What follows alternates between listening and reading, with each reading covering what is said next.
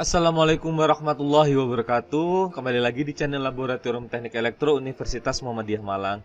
Jadi pada pertemuan kali ini kita akan bikin tutorial dari penggunaan software Sealing. Nah, software Sealing ini digunakan buat apa? Di sini untuk di lab elektro, di lab teknik elektro UMM itu digunakan untuk praktikum FPGA dan komponen terprogram. Jadi di sini ada software Sealingnya. Nah, di sini pakai free license yang IC Webpack. Gimana cara penggunaannya? Hampir seperti software-software pada umumnya ya, Micro atau STM, Cube kayak gitu.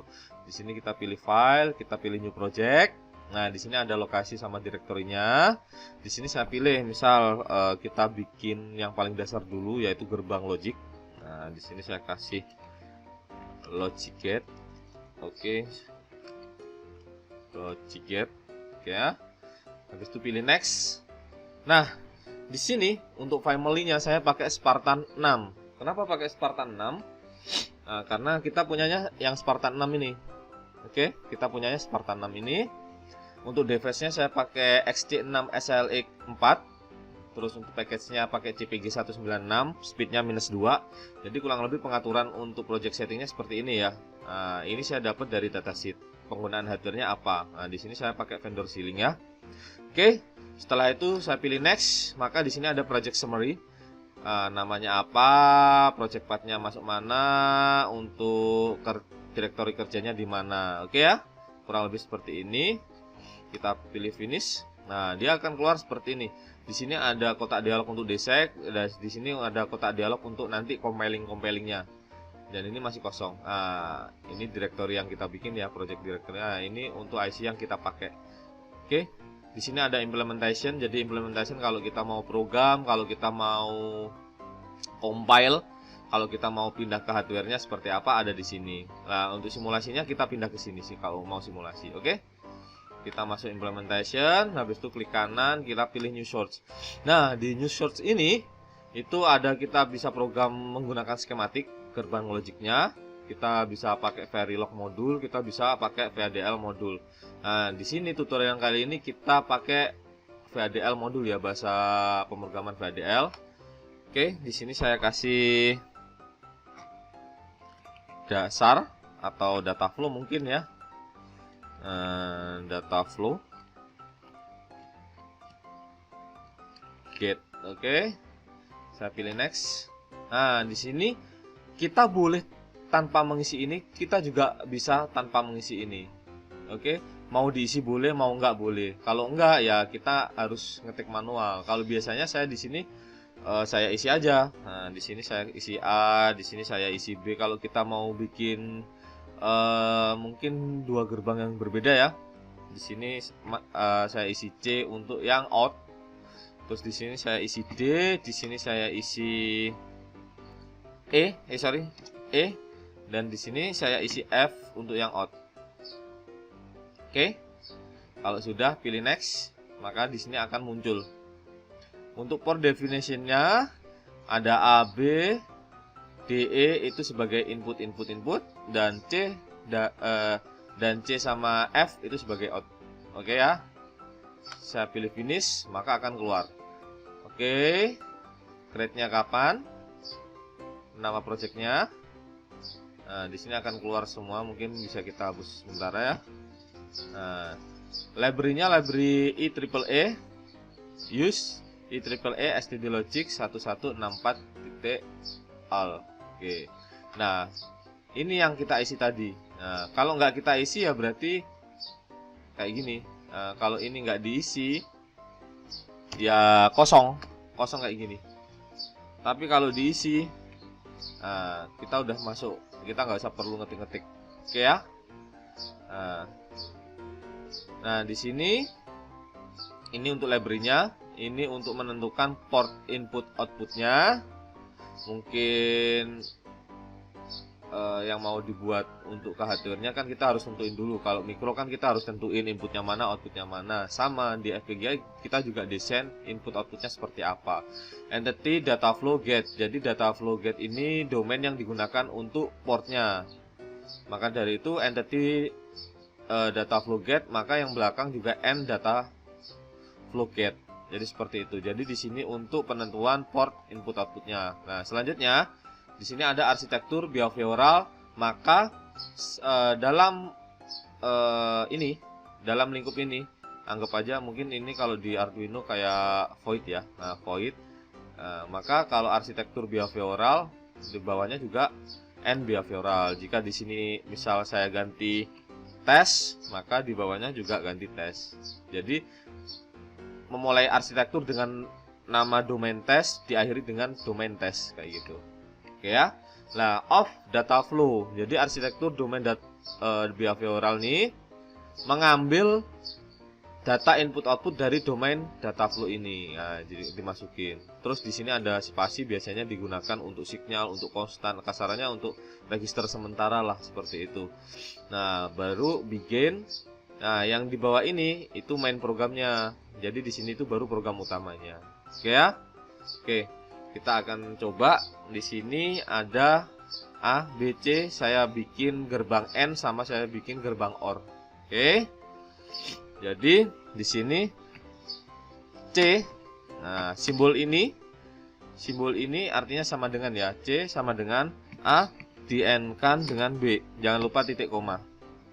Nah, yang seperti ini itu data flow. Jadi kan gerbang N, tahu ya gerbang N ya. Nah, kalau inputnya sama-sama berlogika 1, maka outputnya akan berlogika 1. Di luar itu outputnya berlogika 0.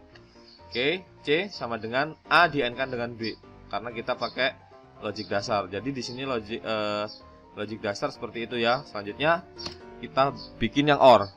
F sama dengan D OR E. Oke.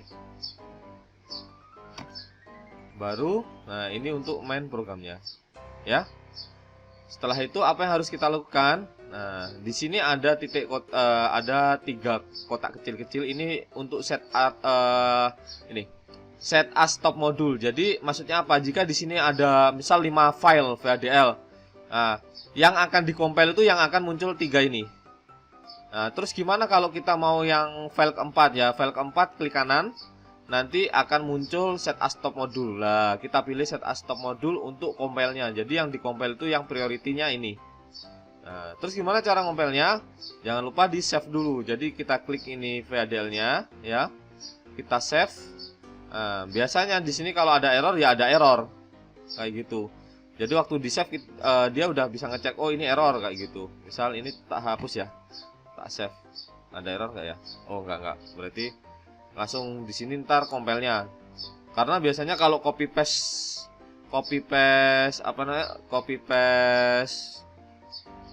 list programnya itu waktu kita save ada yang langsung muncul seperti itu. Oke. Nah, yang ini kita kan bikin. Jadi save-nya langsung complete successfully. Nah, misal di sini aku hilangin ya titik komanya, tak save. Nah, dia keluar kan? Langsung keluar syntax error near F. Nah, F-nya ini. Nah, F-nya kan udah bener nih F-nya, tapi yang atasnya nggak ada titik koma kayak gitu. Kita bisa klik di sini langsung. Nah, apa yang kurang? Nah, coba kita kasih titik koma. Kita save. Nah, udah successful kan? Nah, tapi setelah successfully kita harus compile. Kita cek apakah list program yang kita pakai itu benar atau salah. Nah, seperti itu. Nah, di sini ada synthesis yang digunain untuk cek sintak ini. Nah, kita bisa klik kanan run atau double klik. Klik kanan run atau double klik. Nah, kita tunggu sampai keluar tulisan sukses. Nah, di sini ada compile ya, ada compile informasi untuk ngompel lah kasarnya seperti itu. Proses synthesis complete successfully. Jadi ini sukses ya. Jadi di sini ada warna hijau. Nah, kalau di ceiling itu ada 3. Warna hijau itu berarti benar. Warna kuning itu warning ya. Warning itu bisa benar bisa enggak. Tapi kalau di percobaan kita yang bab 4 itu warning tapi bisa jalan kayak gitu. Dan merah silang, jadi nggak bisa dipakai. Jadi harus benar-benar diperbaiki. Oke. Nah, ini kan sudah nih. Nah, gimana cara kita simulasinya? kita simulasinya klik di sini. Nah, ini klik simulasi. Nah, kan akan keluar seperti ini. Klik datanya atau sintak VHDL-nya, klik.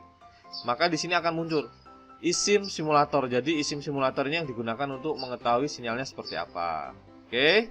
Ini di expand ya, ke bawah. Di sini ada behavioral check sintaknya. Kalau ini, misal kalian mau pakai file text band, kalau file text band kan di bawahnya akan nyatu sama file VHDL-nya. Nah, kita harus cek ini dulu baru simulate.